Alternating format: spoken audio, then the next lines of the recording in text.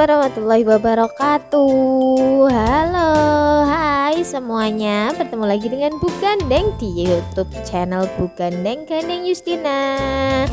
Kalian pasti lama sekali tidak mendengarkan atau menonton video di Bu Gandeng kan? Nah, kali ini kita akan menyimak lagi video pembelajaran pertama di semester 2 tentang teks persuasi.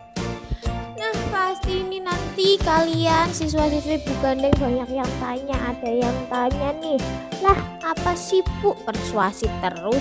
Bu, terus bedanya persuasi sama teks iklan apa? Kan sama-sama mengajak. Loh Bu, terus nanti kita buat teks gitu Bu. Bu, kita nanti belajarnya tentang materi apa? Pasti kalian akan mempertanyakan banyak materi yang ada di dalam teks persuasi. Makanya kita kupas satu persatu yang ada di dalam teks persuasi.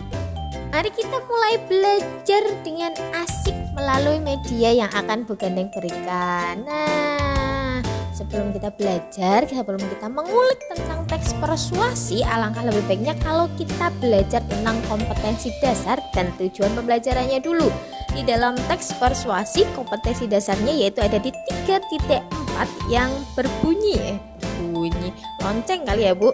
Menelaah struktur dan kebahasaan teks persuasi yang berupa saran, ajakan, dan pertimbangan tentang berbagai permasalahan aktual, lingkungan hidup, kondisi sosial, atau keberagaman budaya dari berbagai sumber yang didengar atau dibaca. Berarti kalian diminta untuk menelaah struktur dan kaidah kebahasaan dari teks persuasi.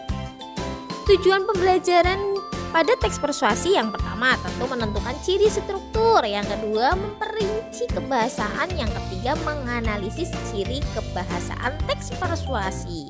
Nah, itu kompetensi dasar dan tujuan pembelajaran yang harus kalian capai di dalam materi teks persuasi. Bisa pasti. Nah, setelah kita belajar atau kita membahas tentang kompetensi dasar dan tujuannya, kita akan membuat konsep terlebih dahulu. Apa saja sih apa yang dimaksud teks, apa yang dimaksud dengan persuasi, lalu kita menyimpulkan menjadi sebuah teks persuasi. Dari satu-satu kita kupas apa itu teks, apa itu persuasi, lalu kita gabungkan menjadi teks persuasi. Dari semester 1 kelas 1 kelas 7 kalian sudah pasti belajar tentang banyak teks. Ada teks deskripsi, teks cerpen, teks cerita fantasi. Nah, teks itu kan berbentuk paragraf-paragraf yang disusun menjadi padu yang memiliki struktur-struktur. Di dalam teks itu pasti ada tujuannya. Kalau misalkan teks deskripsi berarti mendeskripsikan suatu benda atau suatu hal. Kalau teks eksplanasi menjelaskan tentang kejadian alam yang disusun dari paragraf. Sama dengan teks persuasi, berarti teksnya itu susunan dari paragraf-paragraf yang padu yang membuat menjadi sebuah teks. Nah, berarti kalau teks persuasi itu berisi rangkaian paragraf yang kalian isikan atau di dalamnya berisi ajakan tentang suatu hal yang bersifat positif. Kalian misalkan nih, kalian ingin menuliskan tentang menjaga imun di dalam masa pandemi ini. Nah, berarti nanti kalian akan membuat suatu teks yang di dalamnya itu bersifat mengajak atau mendorong atau membujuk seseorang untuk ikut seperti dengan apa yang kalian tuliskan dan apa yang kalian pikirkan. Itu konsep tentang teks persuasi. Lalu kita lanjut ke dalam contoh kalimat persuasi. Di sini Bu Gandeng ada beberapa contoh tentang kalimat persuasi. Nah, di layar HP kalian juga pasti terpampang nyata, jelas, dan sangat besar ada 3 contoh kalimat persuasi. Yang pertama yaitu mari hidup sehat, yang kedua ayo gunakan maskermu, lalu yang ketiga ada jaga selalu imun tubuhmu. Ketiga kalimat itu contoh dari kalimat persuasi, bukan teks persuasi. Kalimat persuasi ketiganya itu bersifat atau secara langsung mengajak kalian untuk hidup sehat, untuk menggunakan masker, dan untuk menjaga imun tubuhmu.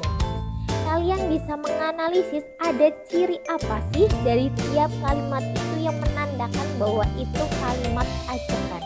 Yang nomor 1 ada kata mari, yang nomor 2 ada kata ayo, lalu yang nomor 3 ada jaga selalu. Berarti disitu untuk meminta menjaga. Nah, kalau kalimat persuasi kalian bisa mengidentifikasi. Kalau kalian sudah paham tentang konsep persuasi, kita implementasikan di dalam teks persuasi. Jadi sudah tahu kan tentang persuasi itu apa? Kalian sudah tahu konsep dasarnya persuasi, kalian sudah paham. Oh, persuasi itu seperti itu ya Bu. Oh, persuasi itu mengajak ya Bu. Oh, berarti nanti teks yang saya buat itu isinya tentang ajakan-ajakan ya Bu. Ya kan? Pasti kalian sudah paham dengan konsep dasar teks persuasi. Nah, pastinya ketika sudah belajar tentang konsep dasar teks persuasi, kita akan masuk ke dalam struktur teks persuasi. Tapi untuk pembahasan struktur teks persuasi kita bahas di video selanjutnya. Nah, terima kasih, kita sampai di penghujung video pembelajaran pertama. Terima kasih sudah menonton video, mendengarkan dengan baik tentang konsep dasar teks persuasi.